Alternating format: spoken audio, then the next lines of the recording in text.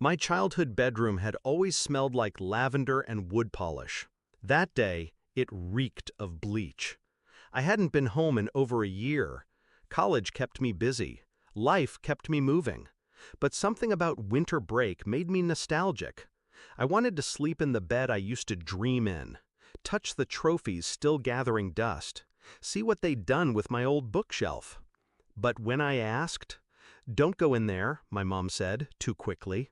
"It's just storage now," my dad added. He wouldn't meet my eyes. I should have left it. Should have smiled, nodded, gone back to the guest room like a good, oblivious daughter. But something was off. My mother's hand trembled when she handed me tea. My father kept locking the back door twice.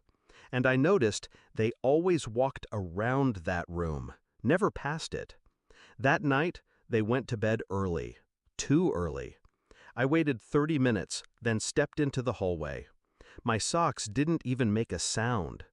The door to my old room was locked. That was new. I picked it open with a bobby pin.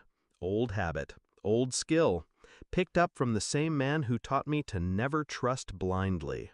Funny. I opened the door, and for a moment my mind couldn't process what I saw. The posters were gone. So were the curtains, the bed, the dresser. In their place, a metal folding chair, a stained mattress, and a chain bolted to the floor. No windows, just a single bulb swinging from the ceiling like a noose.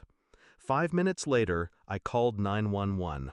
2 officers arrived. They took one look and called in backup. A detective asked if I had any idea. I said no, but I was already rewinding memory. I was 7 when I first noticed my dad locked the basement after 8 p.m. 11 when I saw him yank a box out of my mother's hands and whisper something that made her cry. 17 when I found blood on the laundry floor and was told it was just meat juice from the trash. I wanted to believe them. I needed to. But that room shattered every excuse they'd ever fed me. They were arrested that night. They didn't resist.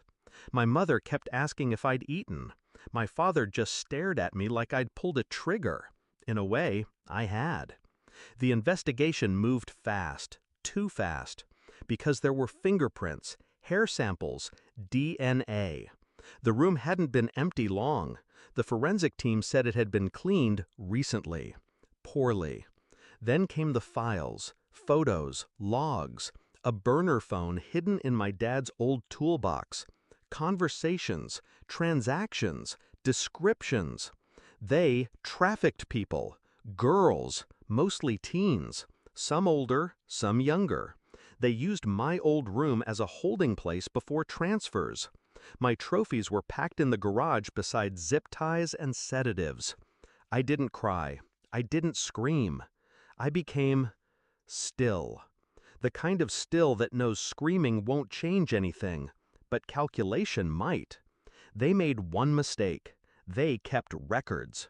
Because my father, the ex-accountant, was too arrogant not to. He tracked everything. Dates, payments, locations. He thought he was being smart. So I took his spreadsheets, copied every one. And when the lawyers tried to cut a deal, I leaked them anonymously.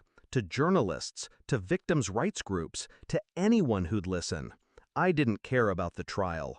I cared about the pattern. They called me to testify.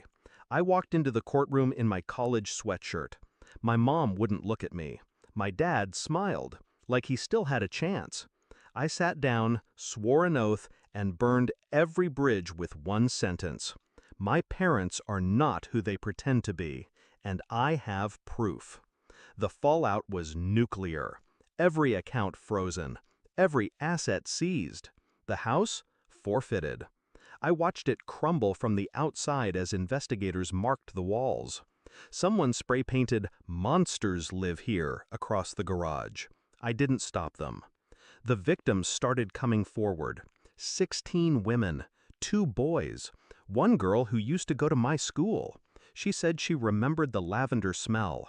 Said she screamed once, and my mom brought her water, but no help. That girl didn't look at me with hate. She looked at me like she needed me to never stop. So I didn't. I started a foundation, small, quiet, funded by liquidating everything my parents ever owned. Their blood money became healing money. Shelters, legal aid, therapy.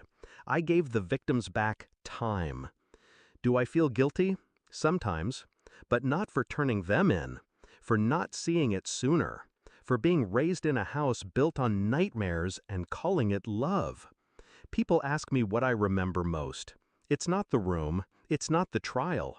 It's my dad's eyes when the judge said, "Life without parole." He looked at me like I betrayed him, like I was the villain. But he taught me something once. Always follow the numbers. They never lie. He was right, and they led me straight to justice. So no, I don't regret opening that door. I